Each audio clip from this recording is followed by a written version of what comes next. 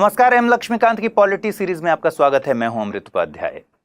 हम last episode में कहां पर थे? संविधान की विशेषताओं को पढ़ रहे थे और संविधान की विशेषताओं को पढ़ने के क्रम में हमने देखा था कि अगर केंद्र और राज्य संबंधों के आधार पर संविधान की को शासन पद्धति को बांटे तो परिसंघीय प्रणाली, संघीय शासन प्रणाली और एकात्मक शासन प्रणाली में क्या क्या विशेषताएं होती हैं और किसे कहते हैं, ये सब हमने समझ लिया था। तो परिसंघ, संघ और एकात्मक प्रणाली को हम जान चुके हैं। दूसरा, हमने देखा कि अगर कार्यपालिका और विधायिका के संबंधों के आधार पर शासन पद्धति को बांटे तो संसदीय शासन प्रणाली और अध्यक्षीय शासन प्रणाली की क्या क्या विशेषताएं होती हैं, इसको भी हमने देख लिया था। और ये सब हम इसलिए समझ रहे हैं क्योंकि भारतीय संविधान की विशेषताओं को समझने के लिए ये सब समझना जरूरी है। ब्रिटेन और अमेरिका के संविधान का बार बार जिक्र आएगा, ठीक है। ब्रिटेन और अमेरिका के शासन पद्धति का बीच बीच में जिक्र आ रहा है क्योंकि हम लगातार देख रहे हैं जब भी हम भारत की बात करते हैं तो हम कहते हैं ये प्रोविजन ब्रिटेन वाला है, ये वाला अमेरिका वाला है, ठीक है। तो भारतीय संविधान की विशेषताओं को समझने के लिए हमने एक ढांचा तो समझ लिया। अब उसी ढांचे पर पहले ब्रिटेन और अमेरिका को रख के देख लेते हैं कि उनके यहां क्या क्या विशेषताएं हैं।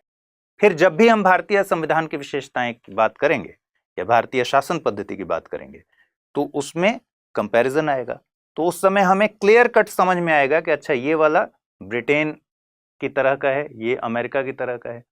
और बाद में हम और भी देखेंगे कि और भी सोर्स से बाकी चीजें ली गई हैं, ठीक है।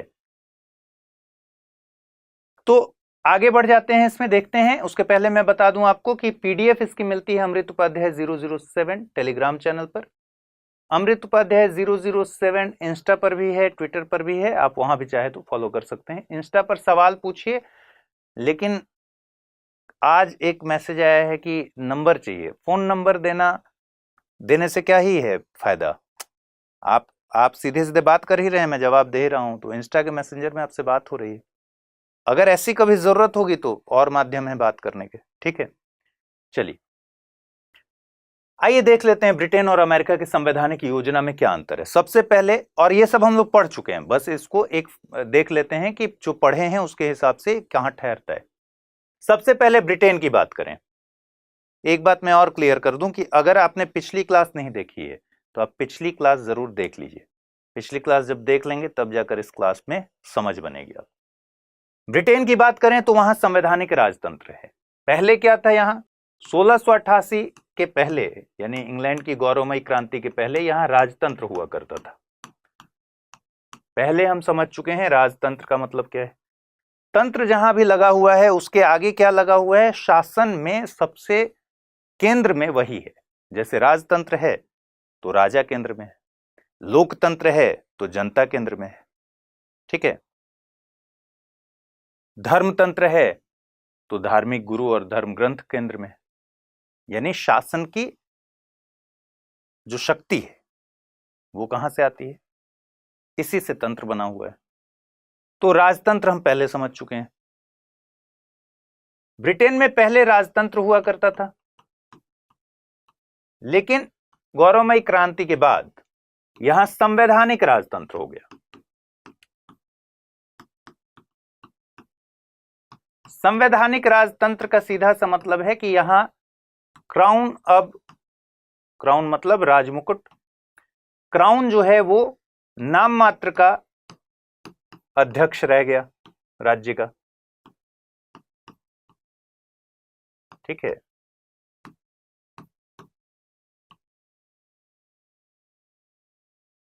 और राजतंत्र का मतलब क्या हुआ कि यहां जो हेड ऑफ स्टेट है वंशानुगत है। क्राउन में सम्राट या साम्राज्ञी जो भी रहें वो क्या होंगे? वंशानुगत, उनका वंश आगे बढ़ेगा। मतलब राजा का बेटा या बेटी या उस तरह से हेड ऑफ स्टेट कोई चुना हुआ व्यक्ति नहीं होगा। हम क्या हैं?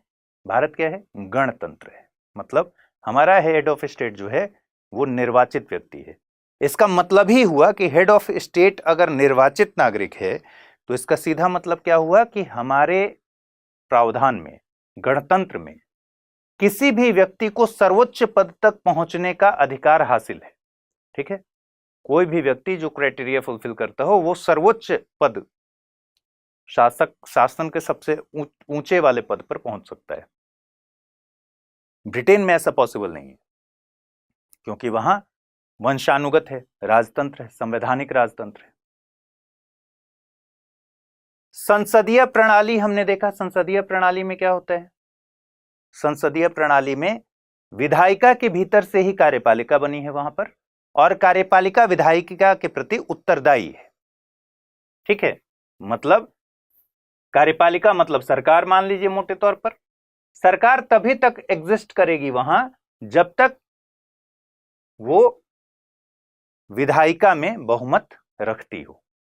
अगर विधायिका में बहुमत खो देगी तो सरकार गिर जाएगी। जैसे हमने इंडिया के संदर्भ में बात किया है, इंडिया के संदर्भ में कार्यपालिका विधायिका के प्रति उत्तरदायी है, लोकसभा के प्रति मंत्रिपरिषद उत्तरदायी है। मंत्रिपरिषद क्या हो गया? कार्यपालिका, और लोकसभा विधायिका का अंग हो गया।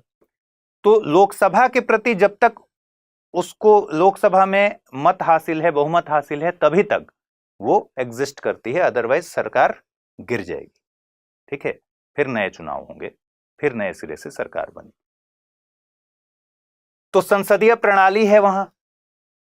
ठीक, अलिखित संविधान है। हमने जाना है कि अलिखित संविधान कहने का मतलब यह नहीं होता है कि कुछ भी लिखा हुआ नहीं है, बल्कि यह होता है कि अलग अलग जगहों पर कई सारी चीजें लिखी हुई हैं, कई सारे नियम कायदे कानून लिखे हुए हैं, कोडिफाई हैं, लेकिन बिखरे हुए हैं। जैसे इंडिया में हुआ कि संविधान सभा ने बैठकर उसको कोडिफाई कर दिया, वैसा ब्रिटेन में नहीं हुआ। बस इतने का ही अंतर है। एक और अंतर अगर बात करें तो हम देखते हैं कि यहां कन्वेंशंस का ज्यादा महत्व है। कोडिफाई चीजें कम है, लिखी हुई चीजें कम है, तो कन्वेंशन का ज्यादा महत्व है। इसका मतलब है कि ब्रिटेन का संविधान इवॉल्व हुआ है, धीरे धीरे विकसित हुआ है। ठीक है, धीरे धीरे इसका ये रूप आया है। इसमें कोई दिक्कत की बात नहीं है। पहले भी हम लोग अलिखित और लिखित संविधान देख चुके हैं। लिखित संविधान में क्या होता है? सब कुछ लिखा हुआ होता है, मैक्सिमम चीजें लिखी होती हैं, शासन का मूलभूत सिद्धांत लिखा हुआ होता है। और खास करके अगर अमेरिका में देखें तो वहां संघ को लेकर सारे प्रावधान लिखे गए हैं, मूलभूत सिद्धांत लिखे गए हैं वहां के लिखित संविधान में, लेकिन छोटा सा संविधान है। ठीक है, मात्र 5000 शब्दों के संविधान से शुरुआत हुई अमेरिका के संविधान की, मात्र 5000। ठीक है, जितना आप यूपीएससी में लिखते हैं उससे कहीं कम। और भारत की बात करेंगे तो भारत का संविधान तो बहुत ही विशालकाय है। ठीक है, मूल जो संविधान था उसी में 395 अनुच्छेद थे, सब कुछ लिखा हुआ था। मतलब शासन का मूलभूत सिद्धांत ही नहीं बल्कि प्रशासनिक सारे विवरण दिए गए थे। क्या क्या चीजों की जरूरत पड़ सकती है, निर्वाचन के बारे में क्या प्रोविजन होंगे, ऑडिट कैसे होगा, सीएजी कैसे काम करेगा, न्यायपालिका कैसे काम करेगी, न्यायपालिका का एकात्मक ढांचा पूरा कैसे काम करेगा। ठीक है, उनके क्या अधिकार होंगे, मूल क्षेत्राधिकार क्या होंगे, ये सब शब्द आएंगे जब हम आगे बढ़ते जाएंगे। ठीक है, उधार यहां तक लिखा हुआ है कि गवर्नमेंट, सेंट्रल गवर्नमेंट बोरो कैसे करेगी, उसके क्या प्रोविजन होंगे, राज्य की सरकारें कैसे बोरो करेंगी, इसके क्या प्रोविजन होंगे। ये सब कुछ बहुत स्पष्ट तरीके से उसमें लिखा हुआ है, इसलिए वो बहुत बल्कि है। यहां अलिखित संविधान है। अलिखित संविधान होने का मतलब ही है कि यहां संसद ताकतवर हो जाएगा, और लिखित संविधान होने का मतलब है कि न्यायपालिका ताकतवर हो जाएगी। उसकी वजह क्या है? लिखित संविधान हमने किसके लक्षण में देखा? संघीय शासन प्रणाली के लक्षण में देखा कि लिखित संविधान होगा। जब लिखित संविधान होगा तो केंद्र और राज्यों के बीच शक्ति का विभाजन होगा, यह भी संघीय लक्षण है। जब ऐसी स्थिति होगी कि केंद्र और स्टेट के बीच शक्ति का विभाजन हो रहा है तो दोनों के बीच डिस्प्यूट भी होगा, और डिस्प्यूट के सेटलमेंट के लिए न्यायालय की जरूरत है, तो न्यायालय यहां ताकतवर होगा। ठीक है, इसके अलावा क्योंकि लिखित संविधान है इसलिए उस संविधान के निर्वचन की भी जरूरत पड़ेगी। तो निर्वचन या फिर जिसको कहते हैं आप इंटरप्रिटेशन, तो इंटरप्रिटेशन की भी जरूरत पड़ेगी। डिस्प्यूट सेटलमेंट की भी जरूरत पड़ेगी। स्टेट और स्टेट के बीच में भी डिस्प्यूट होगा तो उसकी भी सेटलमेंट की जरूरत पड़ेगी। ठीक है, कई जगह ऐसे होंगे जहां संविधान मौन होगा, उसकी व्याख्या भी करनी पड़ेगी। कई जगह न्यायालय को यह बताना पड़ेगा कि आज के परिदृश्य में आप ये बदलाव अगर करना चाहते हैं तो ये हमारे मूलभूत आधारभूत स्ट्रक्चर जो है, ढांचा है, उसका हिस्सा है, इसको नहीं बदल सकते। तो जहां भी ऐसी स्थिति होगी वहां न्यायालय खुद ब खुद ताकतवर हो जाएगा। अलिखित संविधान में संसद साधारण बहुमत से संशोधन कर सकती है। किसी विधि में अगर संशोधन करना हो तो यहां बहुत साधारण बहुमत से, सिंपल मेजॉरिटी से यहां विधि में संशोधन किया जा सकता है। तो ब्रिटेन में संसद सबसे ज्यादा ताकतवर है। ठीक है, एक कमेंट किया जाता है कि ब्रिटेन की संसद कुछ भी कर सकती है, यहां तक कि पुरुष को स्त्री और स्त्री को पुरुष बनाने को छोड़कर सब कुछ कर सकती है। ठीक है, यहां की संसद जो है वो प्राकृतिक या नैसर्गिक अधिकारों के हिसाब से रन नहीं करती। मतलब यहां की संसद सिर्फ एक चीज देखती है कि विधि द्वारा, विधि के हिसाब से प्रोसेस फॉलो किया गया हो, वैलिड प्रोसेस हो, और यही चीज न्यायालय देख सकता है। मतलब यहां न्यायालय का जो क्रम कार्य है वो भी इस तरीके का है कि ये संसद की सिर्फ इस बात को चेक कर सकता है कि वैध प्रक्रिया का पालन किया गया है या नहीं, उसके कंटेंट को चेक नहीं कर सकता। अगर संसद से कुछ पास हो गया है तो न्यायालय उसमें इंटरवीन नहीं करेगा। मतलब न्यायिक जो पुनर्व्याख्या है, ठीक है, या न्यायिक समीक्षा है, जुडिशियल रिव्यू, यहां इसकी शक्ति नहीं होती। ठीक है, तो संसद शक्तिशाली हो जाता है, और जाहिर तौर पर जहां संसद शक्तिशाली हो गया, अलिखित संविधान है, तो फिर न्यायपालिका जो है वो थोड़े कमजोर स्थिति में रहती है, तो न्यायिक पुनर्विलोकन नहीं हो पाता, उसका स्कोप ही नहीं है। स्कोप इसलिए नहीं है क्योंकि ये प्रणाली एकात्मक है, यहां जरूरत ही नहीं है सेंटर और स्टेट के बीच में कोई डिस्प्यूट ही नहीं है, सेंटर ही है जो है। ठीक है, स्टेट्स इसके सबऑर्डिनेट्स हैं, स्टेट्स को चाहे जैसे तोड़ मरोड़ ले, तो डिस्प्यूट तो कभी होगा ही नहीं। सेंटर जो चाहेगा स्टेट के साथ करेगा, सेंटर वर्सेस स्टेट नहीं होगा। लिखित कुछ भी है नहीं तो व्याख्या करने की जरूरत नहीं पड़ती। लिखित चीजों की व्याख्या करनी पड़ती है, कि इंटरप्रिटेशन करना पड़ता है कि ये लिखा हुआ है, इसका मतलब क्या क्या हो सकता है। उस समय जैसे भारत की बात करेंगे, संविधान सभा ने अगर उस समय ये प्रावधान दिया होगा, ये अनुच्छेद दिया होगा, तो उसके क्या सोच कर दिया होगा, उनकी मूल भावना क्या होगी, उनका विजन क्या होगा। या इस चीज को लिखा गया है तो इसके कई सारे मतलब में कौन सा मतलब माना जाएगा, इसको कौन डिसाइड करेगा? न्यायपालिका। यहां उसकी कमी है, तो ऐसे ही न्यायपालिका का काम नहीं रहा। इसी तरह एकात्मक शासन प्रणाली है, इसका मतलब सेंटर और स्टेट के बीच डिस्प्यूट का कहीं जगह ही नहीं है, तो फिर न्यायपालिका का काम नहीं है।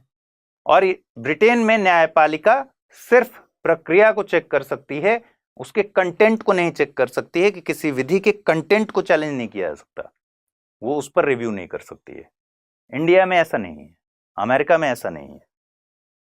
अमेरिका और इंडिया में यह भी चेक होगा कि ये वैलिड प्रोसेस से पास कराया गया है कि नहीं, और यह भी चेक होगा कि इसका कंटेंट हमारे संविधान के किसी हिस्से को वायलेट ना कर रहा हो या उसकी मूल भावना के खिलाफ ना हो, तो उसको नल और वॉइड कर दिया जाता है, हटा दिया जाता है। ठीक है, इस मामले में अंतर है। यहां का हेड ऑफ स्टेट क्राउन है, जो कि वंशानुगत है, हमने देख लिया है। एक ये और ये सारे जो हम देख रहे हैं ये एकात्मक के लक्षण हैं,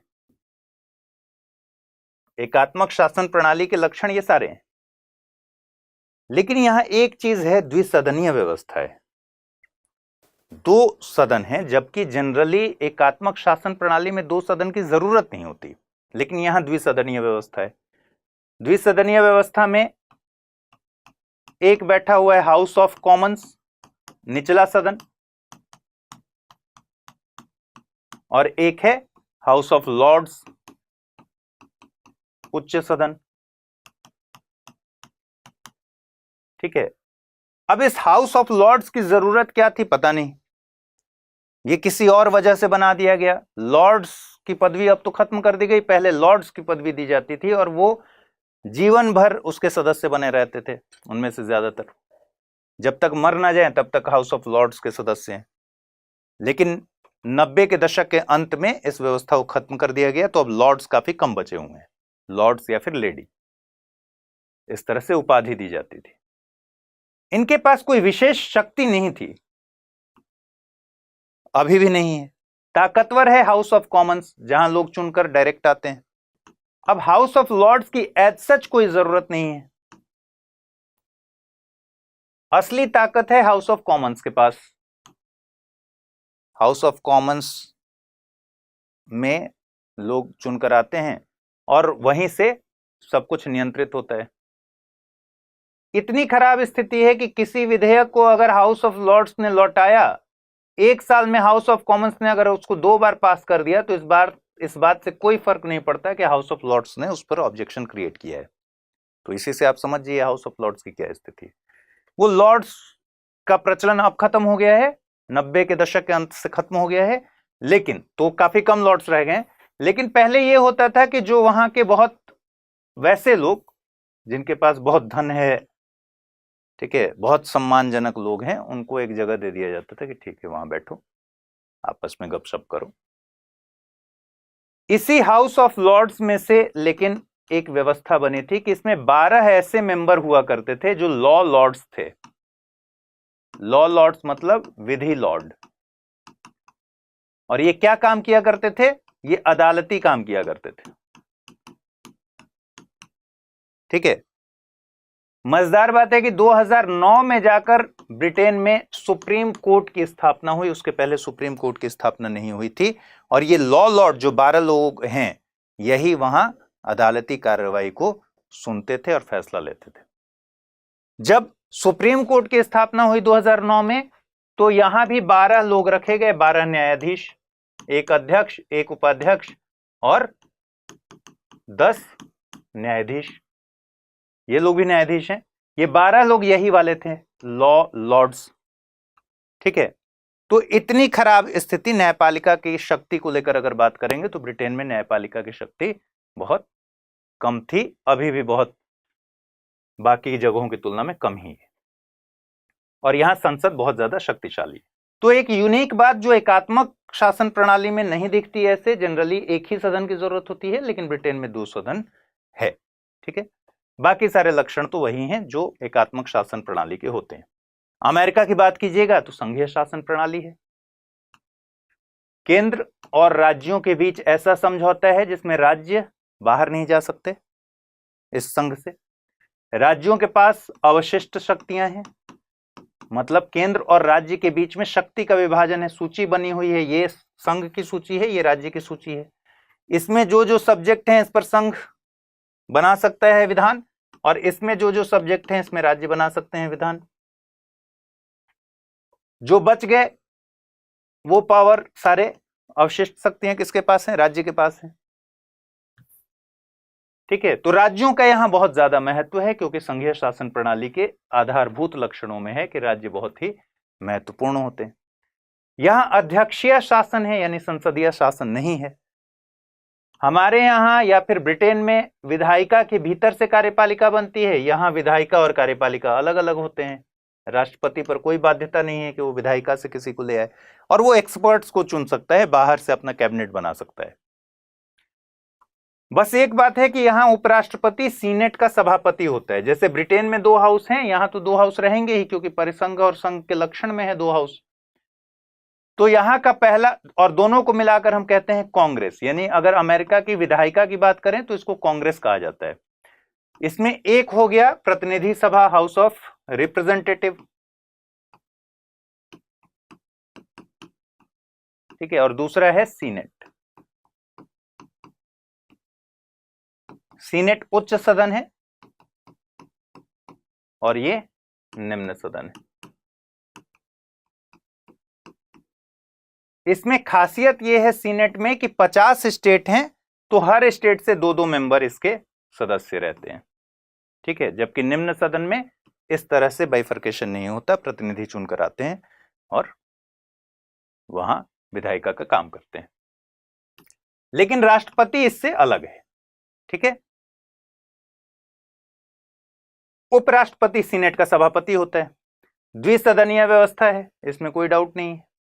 लिखित संविधान है, पहला लिखित संविधान दुनिया का यही माना जाता है, और संघ के मामले में आदर्श भी यही संविधान है। यहां संघ का संविधान जो है वो अलग है और राज्यों के भी अपने अलग अलग संविधान है। तो अमेरिका का संविधान हमने कहा ना कि 7 अनुच्छेद का संविधान है, 5000 वर्ड से कम का संविधान है, क्योंकि उसमें संघ के ही प्रोविजन दिए हुए हैं, राज्यों के अपने अलग अलग संविधान है। ठीक है, शक्तिशाली न्यायपालिका होगी, क्योंकि जहां भी लिखित संविधान होगा और संघीय व्यवस्था होगी वहां 2 चीजें अपने आप आएंगी। लिखित संविधान में हमको संविधान का निर्वचन करना पड़ेगा, पुनर्व्याख्या करनी पड़ेगी, और जहां संघीय ढांचा होगा वहां केंद्र और राज्यों के बीच में बहुत सारे डिस्प्यूट्स होंगे, राज्यों के आपस में बहुत सारे डिस्प्यूट्स होंगे, उनको सुलझाने के लिए न्यायपालिका को ताकतवर बनना पड़ेगा। बल्कि न्यायपालिका उतनी ताकतवर पहले अमेरिका में नहीं थी जितनी ताकत धीरे धीरे उसने अर्न कर लिया, अडॉप्ट कर लिया। ठीक है, वो हम जब न्यायपालिका पढ़ेंगे तब समझेंगे। यहां की नागरिकता दोहरी नागरिकता है। अब बताइए कि क्या एकात्मक शासन प्रणाली में दोहरी नागरिकता की जरूरत है? नहीं है, राज्य अलग है ही नहीं। ठीक है, तो एक ही नागरिकता से काम चल जाएगी। यहां दोहरी नागरिकता है, मतलब एक तो आप यूएसए के नागरिक हैं और दूसरा अलग जिस स्टेट में रहते हैं उसके नागरिक हैं। ठीक है, दोहरी नागरिकता से कंफ्यूज इसलिए नहीं होना है कि दोहरी नागरिकता में 2 चीजें ध्यान रखनी है। कई बार कुछ कंट्रीज में ऐसा होगा कि आप इस कंट्री के भी, हमारे कंट्री के भी नागरिक रह सकते हैं और साथ में किसी और कंट्री के भी नागरिक रह सकते हैं, उस देश को कोई आपत्ति नहीं। भारत जैसे देश में अगर आप किसी और देश के नागरिक हैं तो भारत की नागरिकता छोड़नी पड़ेगी, तभी संभव है। भारत में हर तरफ से एकल नागरिकता है। और दूसरा, भारत के नागरिक हैं, इसके लिए आप जिस स्टेट में रह रहे हैं यूपी के नागरिक होने की जरूरत नहीं है, तो सिर्फ और सिर्फ भारत के नागरिक हैं। तो वो एकल नागरिकता हमारे यहां उस तरह से है।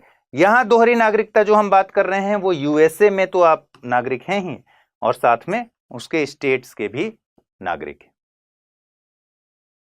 और संघीय जो शासन पद्धति है उसका एक प्रमुख लक्षण जो है शक्ति का स्पष्ट विभाजन। तो शक्ति का स्पष्ट विभाजन का मतलब यह हुआ कि सूची बनी हुई है, केंद्र और राज्यों की शक्ति को स्पष्ट तरीके से विभाजित कर दिया गया है। ठीक है, दोनों एक दूसरे के एरिया में एनक्रोचमेंट नहीं करते, अतिक्रमण नहीं करते। ठीक है, लेकिन भारत की अगर बात करें तो हमने देख लिया था सबसे लंबा लिखित संविधान, एकात्मकता की ओर झुकाव के साथ संघीय व्यवस्था। यानी कल को आपसे कोई पूछे कि भारत का संविधान संघीय व्यवस्था है, संघीय शासन पद्धति के अनुरूप है या फिर एकात्मक शासन पद्धति के अनुरूप है, तो इसका जवाब यह है कि मूल रूप से भारत का जो संविधान बनाया गया वो संघीय ढांचे के हिसाब से बनाया गया। अंबेडकर जी ने कहा कि इस प्रश्न का जवाब देते हुए अंबेडकर ने यही कहा कि अंतिम तौर पर अगर आप देखेंगे तो यह संघीय ढांचा ही है, संघ वाली विशेषताएं ही हमें दिखेंगी। लेकिन भारत की विशेष परिस्थितियों के हिसाब से कुछ प्रोविजंस ऐसे किए गए कि अगर जरूरत पड़े तो ये एकात्मक शासन पद्धति के हिसाब से ढल जाए। उसकी वजह क्या थी? संविधान सभा के लोग उस समय बहुत ज्यादा चिंतित थे।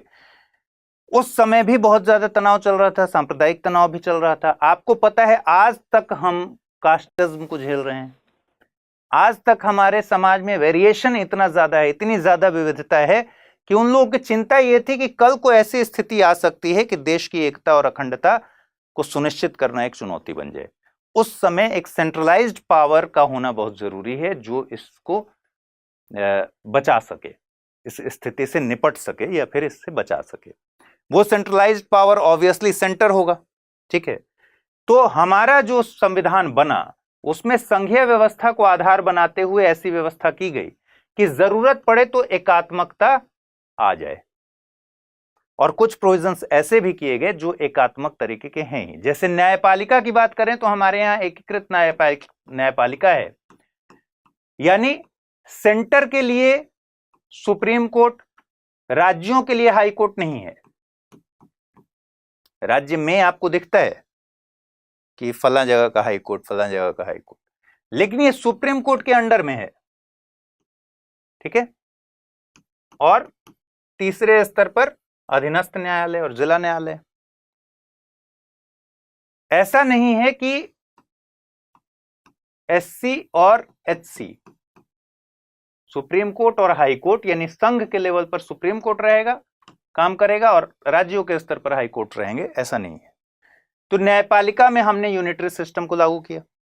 हमने आपातकाल के प्रावधान इसलिए दिए कि अगर ऐसी स्थिति हो गई कि आपात लगाना पड़ गया, वो बेशक राष्ट्रीय स्तर पर आपात लगाना पड़ गया या फिर राज्यों के स्तर पर शासन, राष्ट्रपति शासन लगाना पड़ा। जब हम आपात पढ़ेंगे तो देखेंगे कितने तरह के होते हैं। वैसी स्थिति में केंद्र की ताकत और शक्ति का विस्तार हो जाए, ठीक है। कुछ ऐसे भी प्रोविजन दे दिए गए कि जरूरत पड़े तो दो राज्य अगर आपस में सहमत होकर केंद्र से एक ऐसा संसद से वो प्रस्ताव निकलवाएं कि भाई केंद्र इस मामले पर कानून बनाए, ये भी प्रोविजन दे दिया गया। तो हम अगली क्लास में ये बात करेंगे कि भारत में एकात्मक शासन प्रणाली के कौन कौन से लक्षण विद्यमान है, क्योंकि उससे क्वेश्चन बन सकता है।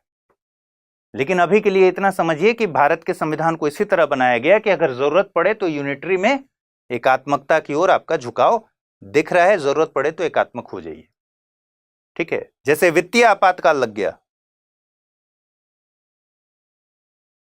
तो हर जगह वैसा प्रोविजन किया गया कि आप उस समय अपना स्वरूप चेंज कर लीजिए। राष्ट्रपति शासन हो गया तो केंद्र, राज्यपाल क्या है आप सुनते होंगे ना, केंद्र की तरफ से अभिकर्ता है, राष्ट्रपति के प्रसाद पर्यंत काम कर रहा है राज्यपाल, न कि उस राज्य की विधायिका के प्रति वो उत्तरदायी है। किसके प्रति उत्तरदायी है? केंद्र में राष्ट्रपति के प्रसाद पर्यंत है, इसका मतलब वो राज्य में बैठा हुआ है लेकिन वहां की विधायिका के प्रति उत्तरदायी नहीं है, वहां की गवर्नमेंट के प्रति, मंत्रिपरिषद के प्रति उत्तरदायी नहीं है। तो ये भी एक यूनिटरी का ही पार्ट हुआ, एकात्मक व्यवस्था का ही पार्ट हुआ कि केंद्र की पकड़ मजबूत बनाने के लिए ऐसा किया गया। अमेरिका में हमने देखा कि जब अवशिष्ट शक्तियों की बात आ जाएगी, मतलब सूचियां बनी हुई हैं और कुछ ऐसा विषय रहा जो सूचियों में मेंशन नहीं है, तो राज्यों के पास उसकी अवशिष्ट शक्तियां हैं, लेकिन इंडिया में केंद्र के पास उसकी अवशिष्ट शक्तियां हैं, ठीक है। तो ऐसे बहुत सारे लक्षण हैं जिनको हम विस्तार में थोड़ा देखेंगे। कठोर और लचीले का समन्वय हमने देख लिया था पिछली क्लास में, विभिन्न स्रोतों से लिया हुआ। जब हमारा संविधान बन रहा था 60 के करीब संविधान उस समय पूरी दुनिया में मौजूद थे, और दुनिया का पहला लिखित संविधान हमारे सामने था अमेरिका का। अलग अलग जगहों से अलग अलग चीजें ली जा सकती थी। तो हमारे संविधान सभा के सदस्यों ने, और मैंने कहा ना कि कमिटीज बनती थी, समितियां बनती थी, उसमें जरूरी नहीं है कि संविधान सभा के मेंबर ही हिस्सा लें, बल्कि बाहर से भी जो विद्वान लोग होते थे उन समितियों का हिस्सा रहते थे।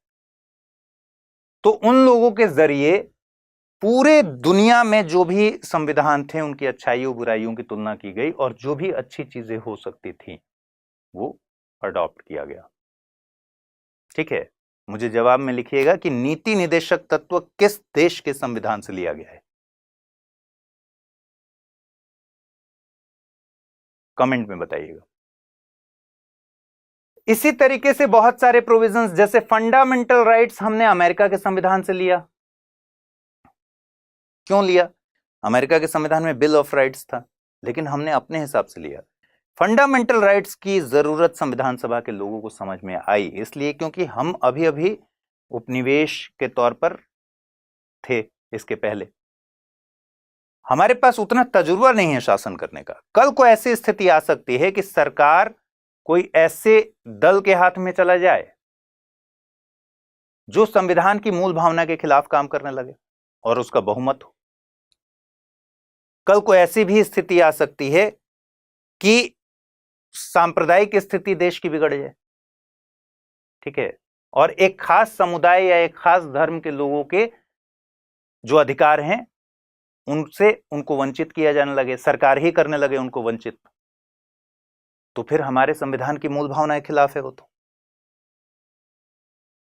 तो ऐसी स्थिति में फंडामेंटल राइट्स को सुनिश्चित करना जरूरी लगा संविधान सभा को कि मौलिक अधिकार लोगों के होने चाहिए जिनको किसी भी हाल में सरकार, चाहे राज्य, सरकार नहीं राज्य, टेक्निकल वर्ड में राज्य, ऐसे सरकार ही समझ लीजिए, राज्य उसको उससे वंचित ना कर पाए। और अगर ऐसा हो तो वो सीधे सुप्रीम कोर्ट का दरवाजा खटखटा दे। तो ये चेक एंड बैलेंस इसलिए किया गया ताकि आने वाले समय में कोई दिक्कत ना हो। हमारे संविधान में फंडामेंटल राइट्स भी दिखेगा और डीपीएसपी भी दिखेगा। डीपीएसपी मतलब राज्य के नीति निदेशक तत्व, जिसका मूल आधार क्या है? कल्याणकारी राज्य की, भारत को कल्याणकारी राज्य के तौर पे, क्या हो रहा है यार,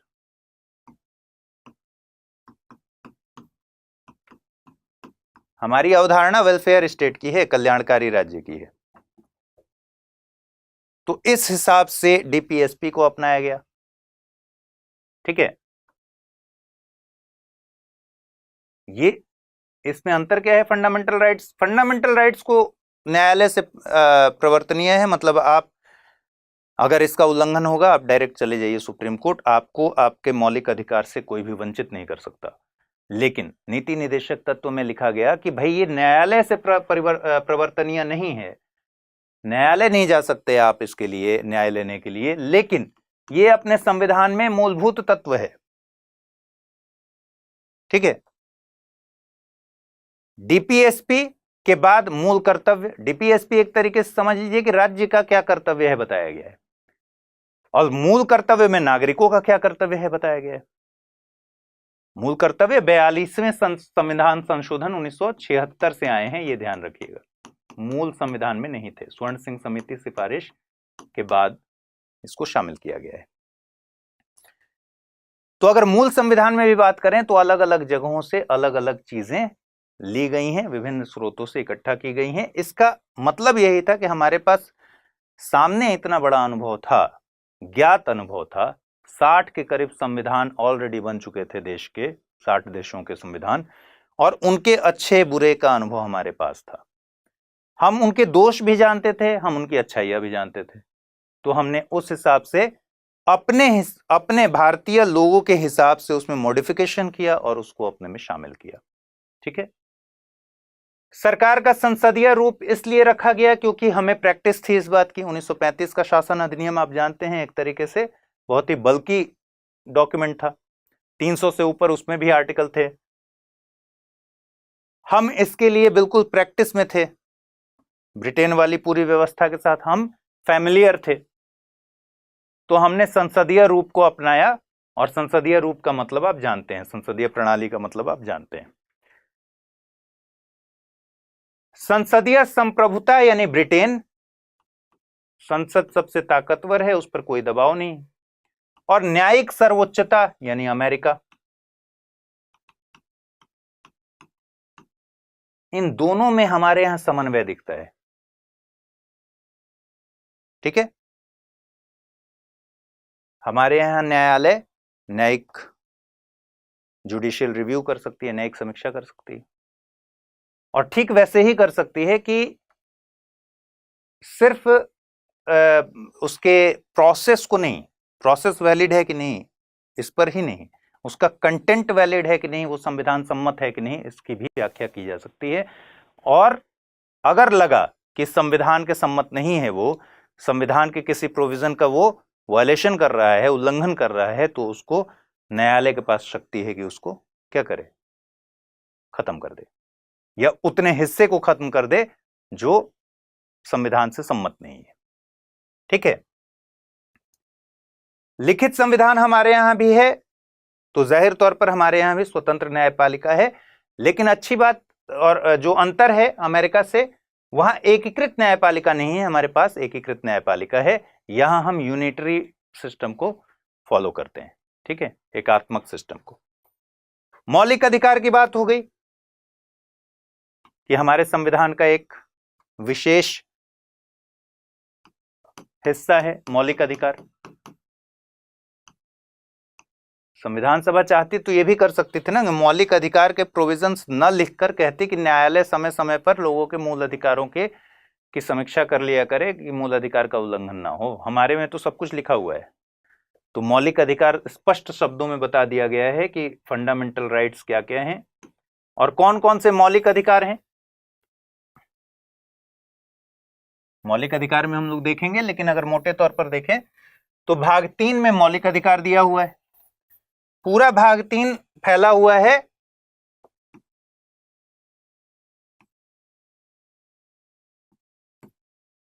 आर्टिकल 12 से शुरू होता है। लेकिन अगर बात करें अधिकारों की तो समता का अधिकार 14 से 18, स्वतंत्रता का अधिकार 19 से 22, ठीक है, शोषण के विरुद्ध अधिकार 23-24, धार्मिक स्वतंत्रता का अधिकार 25 से 28, सांस्कृतिक एवं शिक्षा संबंधी अधिकार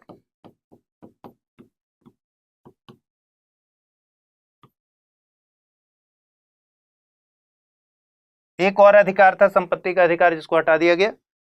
और छठा है संवैधानिक उपचारों का अधिकार।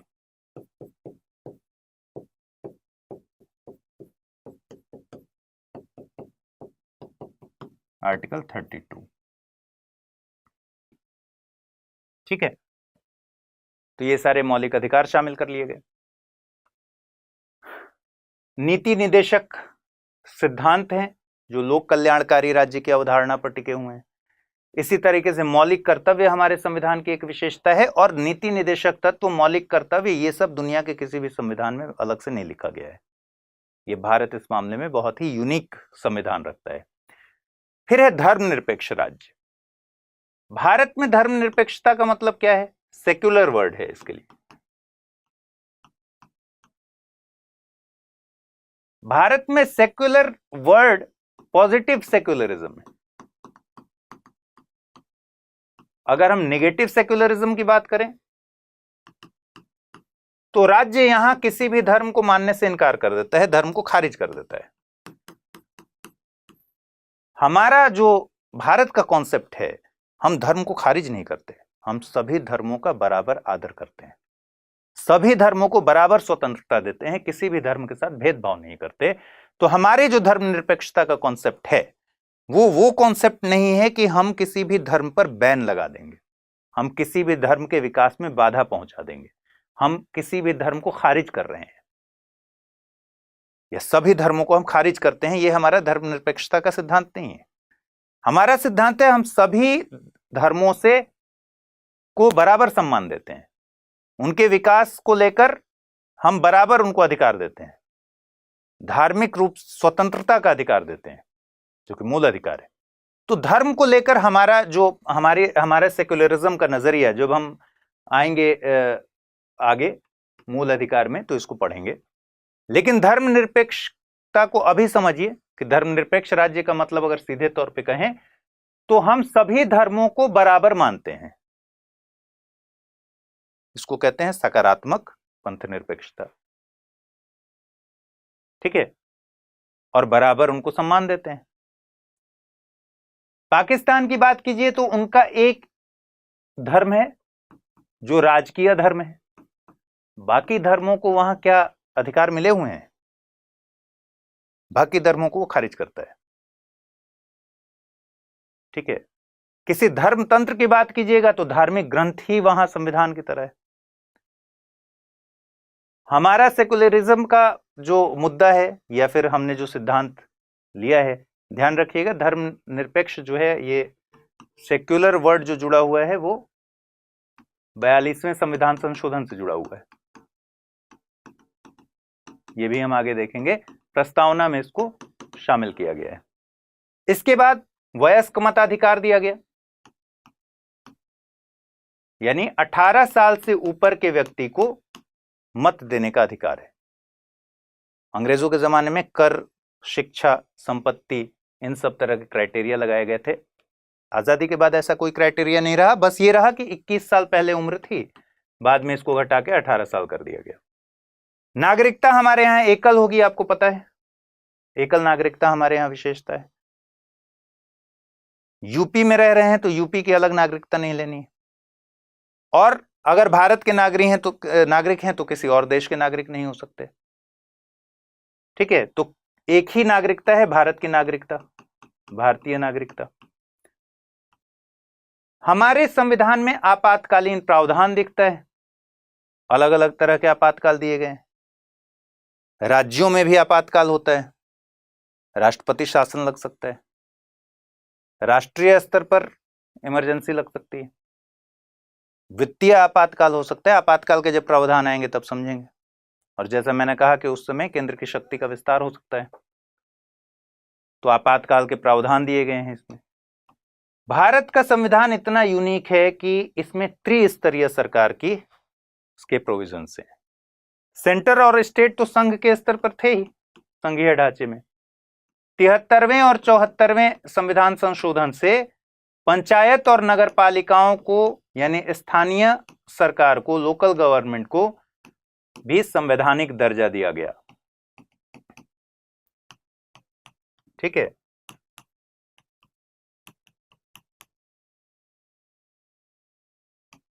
तो 3 स्तर की सरकार है जो दुनिया के किसी भी संविधान में नहीं दिखती, कि तीनों स्तर की सरकारों का प्रोविजन किया गया है। ठीक है, और फिर है सहकारी समितियां। 97वें संविधान संशोधन 2011 के जरिए सहकारी वर्ड को शामिल किया गया, सहकारी समिति को शामिल किया गया। भाग 9B बनाया गया, 9ख, जैसे पंचायत के लिए भाग 9, नगर पालिका के लिए भाग 9क, और फिर 2011 में 97वें संविधान संशोधन के जरिए बना दिया गया भाग 9B या फिर ख। 19(1)C में बदलाव किया गया। ठीक है, ऐड किया गया, 43B ऐड हुआ।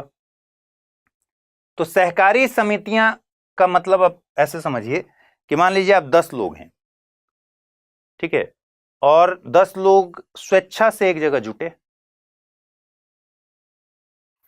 तय किया आपने कि हम 10 लोग मिलकर इसकी ओनरशिप करेंगे, एक सोसाइटी बना लेते हैं। ठीक है, और लोकतांत्रिक तरीके से इसमें फैसले लेंगे। ओनरशिप सामूहिक होगी,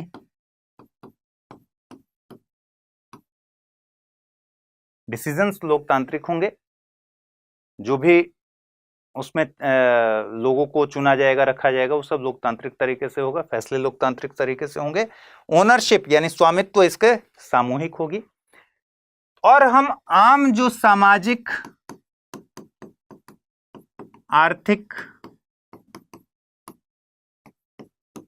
सांस्कृतिक जरूरतें हैं उसको इस समिति से या संघ से पूरा कर लेंगे। ये ILO की परिभाषा है सहकारी की। ठीक है, अंतरराष्ट्रीय श्रम संगठन की परिभाषा है सहकारी। ठीक, क्या परिभाषा है कि भाई कुछ लोग इकट्ठा हुए, सामाजिक, आर्थिक, सांस्कृतिक जरूरतों को पूरा करने के लिए, आकांक्षाओं को पूरा करने के लिए एक ऐसा संघ या समिति बना लिए जो कि लोकतांत्रिक विधि से चले और इसका स्वामित्व सामूहिक हो, यानी ये सहयोग की विचारधारा पर आधारित है। और ऐसा क्यों हुआ इंडिया में? क्योंकि इंडिया में जब कृषकों को अंग्रेजों के समय में बदहाल हो गए, बर्बाद हो गए, तो साहूकार के पास जाने लगे। साहूकार से पैसा लेकर फिर कर्ज के जाल में फंसने लगे और वो ऐसे दुष्चक्र में फंस गए। तो फिर गांधी जी मानते थे, गांधी जी ने कई सारे जो आश्रम खोले थे ना, वो सहयोग के बल पर खोले हुए थे। उसका आधार था कि भाई सहयोग कीजिए आपस में। तो एक ऐसी व्यवस्था चल सकती है जिसमें आपको किसी और की जरूरत नहीं है, आप शोषित नहीं होंगे, आप उपेक्षित, आपकी ना कोई उपेक्षा करेगा ना कोई शोषण करेगा। तो इसी आधार पर सहकारी समिति का लक्षण आया और वो अंग्रेजों के जमाने से ही था। भारतीय फिर आजादी के बाद तो इसको धीरे धीरे डेवलप किया गया। फाइनली 2011 में इसको संविधान में दर्जा दिया गया। ठीक है, तो ये सारे संविधान की विशेषताएं हैं। अगली क्लास में हम देखेंगे संविधान की आलोचनाएं किस किस आधार पर होती हैं और फिर प्रस्तावना वाले हिस्से में चले जाएंगे। नमस्कार, ख्याल रखिए।